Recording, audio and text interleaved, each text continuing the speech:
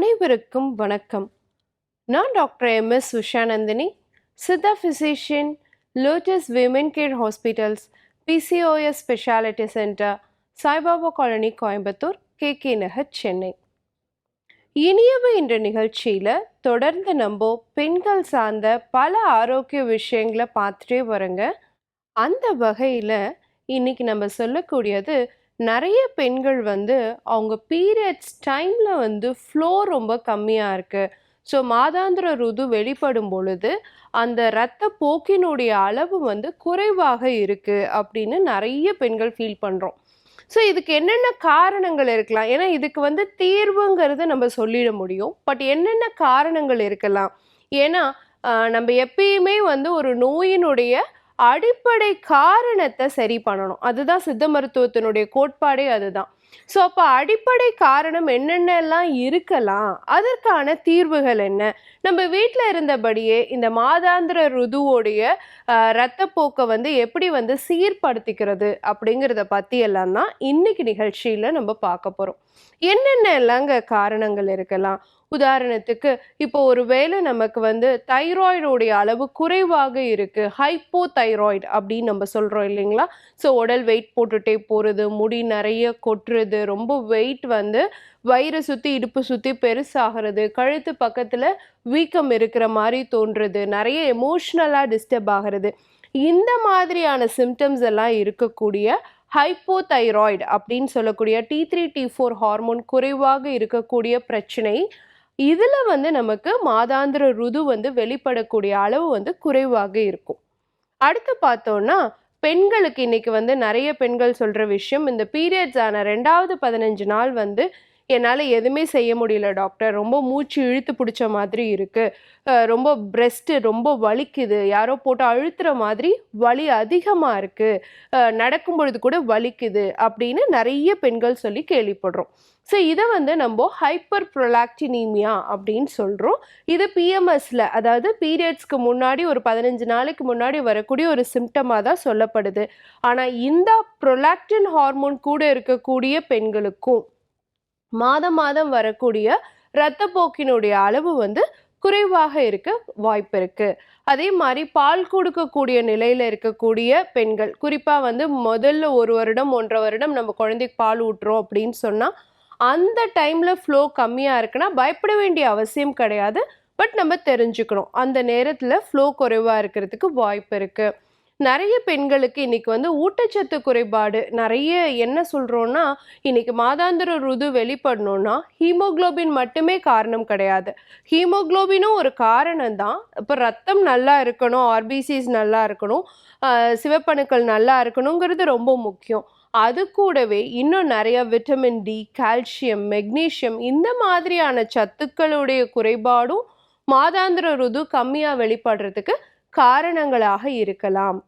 அதே மாதிரி பீரியட்ஸ் நிற்கக்கூடிய நேரத்தில், அதாவது பெரிமெனபாசல் பீரியட் அப்படின்னு சொல்லுவோம், ஒரு 45 வயதுலேருந்து ஒரு 50-52 வயது வரைக்கும், இந்த காலகட்டத்திலையும் மாதம் மாதம் வெளிப்படக்கூடிய ருதுவினுடைய அளவு குறைவாக இருக்கும்.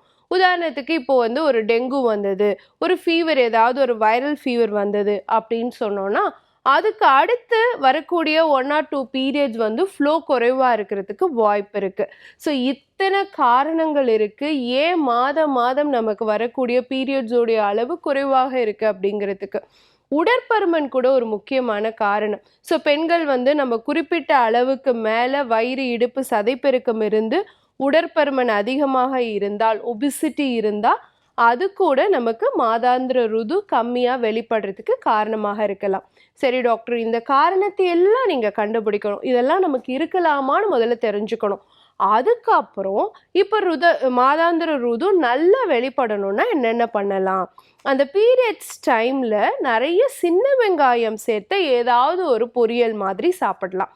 சின்ன வெங்காயத்தையே சாப்பிட்டாலும் சரி, இல்லை நம்ம ஏதாவது ஒரு காய்கறி ஒரு பொரியல் பண்ணுறோம் அப்படின்னா, அந்த பொரியலில் காயினுடைய அளவை கம்மி பண்ணிட்டு சின்ன வெங்காயத்தினுடைய அளவை கூட்டி நம்ம எடுத்துக்கும் பொழுது ஹீமோக்ளோபின் அளவும் அதிகமாகும், ஈஸ்ட்ரோஜன் ஹார்மோனும் இன்க்ரீஸ்டாக இருக்கும், ஃப்ளோவும் நல்லா இருக்கிறதுக்கு வாய்ப்பு இருக்குது.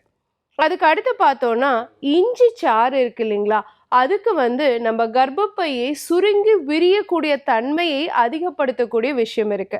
ஸோ அதனால என்ன பண்ணலாம், இஞ்சியை தோல் சீவிட்டு நல்லா இடிச்சு சாறு எடுத்துக்கோங்க. அதுக்கு சரி பங்கு தேன் கலந்துக்கோங்க. உதாரணத்துக்கு ஒரு 1/2 ஸ்பூன் இஞ்சி சாறு, 1/2 ஸ்பூன் தேன் காலையில் வெந்நீரில் வெறும் வயிற்றில் பீரியட்ஸ் டைமில் எடுத்துக்கலாம். அப்படி எடுத்துக்கிட்டாலும் அந்த ஃப்ளோவினுடைய அளவு அதிகமாக இருக்க வாய்ப்பு இருக்குது. இதே மாதிரி பூண்டினுடைய சாறையும் நம்ம எடுத்துக்கலாம். ஸோ பூண்டை நல்லா 1-2 தட்டிட்டு நல்லா மிக்சியில் போட்டு அரைச்சி விழுது மாதிரி எடுத்துக்கிட்டு ஒரு வெள்ளை துணியில் நல்லா நம்ம முடி மாதிரி கட்டி நெருப்பில் வாட்டி பிழிஞ்சோன்னா வரக்கூடியது தான் பூண்டினுடைய சாறு. அந்த சாறு ஒரு 1/2 ஸ்பூன் எடுத்துக்கிறீங்க அப்படின்னு சொன்னால் அது கூட 1/2 ஸ்பூன் தேன் கலந்து காலைல வெந்நீரில் எடுத்துகிட்டு வரலாம். அதுவும் பீரியட்ஸ் டைமில் எடுத்துக்கும் பொழுது ஃப்ளோ இன்க்ரீஸ் ஆகிறதுக்கான சான்சஸ் இருக்குது. அடுத்து பார்த்தீங்கன்னா லவங்கப்பட்டை, குறிப்பாக சன்ன லவங்கப்பட்டை.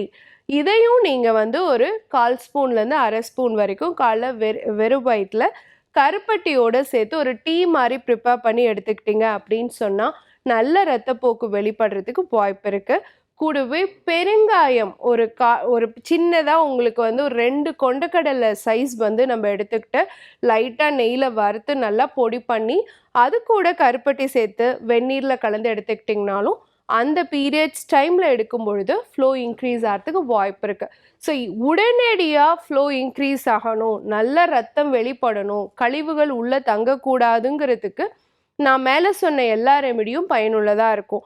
ஆனால் நிரந்தரமான ஒரு சொல்யூஷனை நோக்கி போகும் பொழுது டெய்லி காலையில் சோற்று கற்றாழையினுடைய சாறு அதை காலையில் ஒரு 20 ml வெறும் வயிற்றில் எடுத்துக்கிட்டே வாங்க. கண்டிப்பாக அடுத்தடுத்த மாதம் வரக்கூடிய பீரியட்ஸோட ஃப்ளோ இன்க்ரீஸ்டாக இருக்கும். எவ்வளோ நாள் டாக்டர் எடுத்துக்கலாம் அப்படின்னு கேட்டிங்கன்னா ஒரு மாதத்துலேருந்து 2 மாதம் வரைக்கும் உங்கள் ஃப்ளோ இன்க்ரீஸ் ஆகிற வரைக்கும் எடுத்துக்கோங்க. அதுக்கப்புறம் தேவை கிடையாது.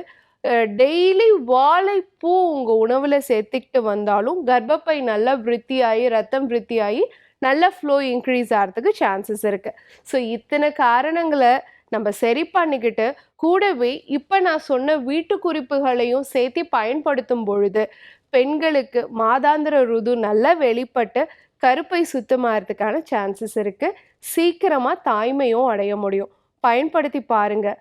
இதே மாதிரி இன்னொரு ஆரோக்கிய குறிப்போடு நான் உங்களை சந்திக்கிறேன். இயற்கையோடு இணைவோம், ஆரோக்கியமாக இருப்போம், ஆனந்தமாக வாழ்வோம். நன்றி, வணக்கம்.